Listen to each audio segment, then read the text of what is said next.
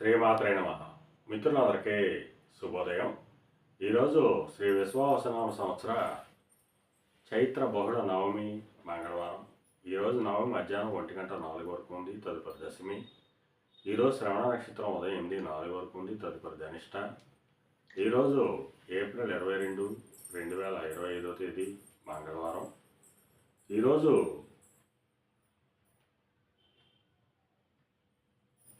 దుర్ముహూర్తం రాత్రి 10:48 అయితే 11:34 వరకు ఉంది. వజ్యం మధ్యాహ్నం 12:04 అయితే 1:38 వరకు ఉంది. దుర్ముహూర్తం ఉదయం 8:18 అయితే 9:04 వరకు కూడా దుర్ముహూర్తం ఇవ్వడం జరిగింది. ఈరోజు పంచాంగరీత్యా ఈ రకమైనటువంటి ఫలితాలు గోచరిస్తున్నాయి. అలాగే ఈరోజు నక్షత్రం అయినటువంటి ధనిష్ట నక్షత్రం ఎవరికి తారాబలం కుదురుతుందో మనం పరిశీలించినట్లయితే భరణి, రోహిణి, ఆరుద్ర, పునరసు, ఆశ్లేష, పొబ్బ, హస్త, స్వాతి, విశాఖ, జ్యేష్ఠ, పూర్వాషాఢ, శ్రవణం, శతతార, పూర్వభద్ర, రేవతి. ఈ నక్షత్రంలో జన్మించినటువంటి మన మిత్రులందరికీ కూడా ఈరోజు నక్షత్రం అనేటువంటి ధనిష్ట అనుకూలంగా ఉంటుంది. అందువలన ఇప్పుడు చెప్పుకున్నటువంటి నక్షత్ర జాతకులందరికీ ఈరోజు శుభకరంగా ఉండే అవకాశం ఉంది.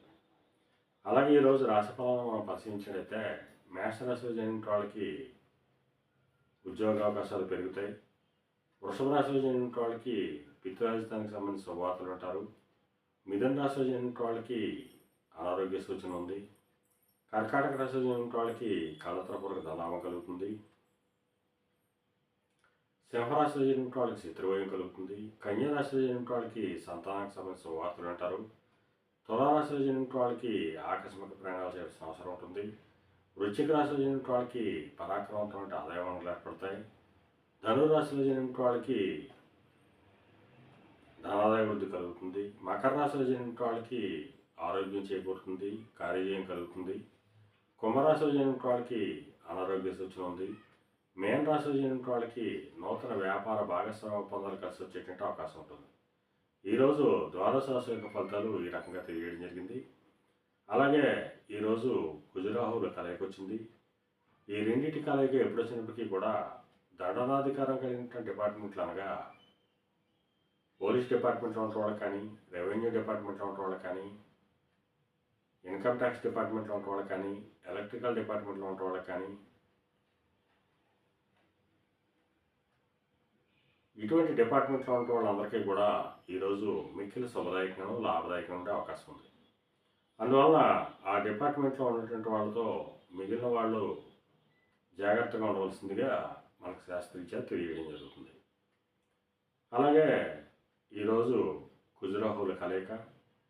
ఈ కలయిక వల్ల వచ్చేటువంటి చెడ్డ ఫలితాల నుంచి మనం బయటపడాలనుకున్నప్పుడు ఆ సుబ్రహ్మణ్యేశ్వర స్వామిని, షణ్ముఖుని, స్కందుని చెరుకు రసంతో, అలాగే దానిమ్మ రసంతో కానీ, బత్తాయి రసంతో కానీ ఆ స్వామిని అభిషేకించినట్టయితే ఈ కుజరాహుల కలయిక నుంచి బయటపడవచ్చు. అలాగే మళ్ళా రేపు శుభోదయం కార్యక్రమంలో మరిన్ని విషయాలు తెలుసుకుందాం. అంతవరకు మన మిత్రులందరికీ మరొకసారి శుభోదయం. ఇట్లు మీ పెద్దబాబు సిద్ధాంతి, గొల్లల మామిడి.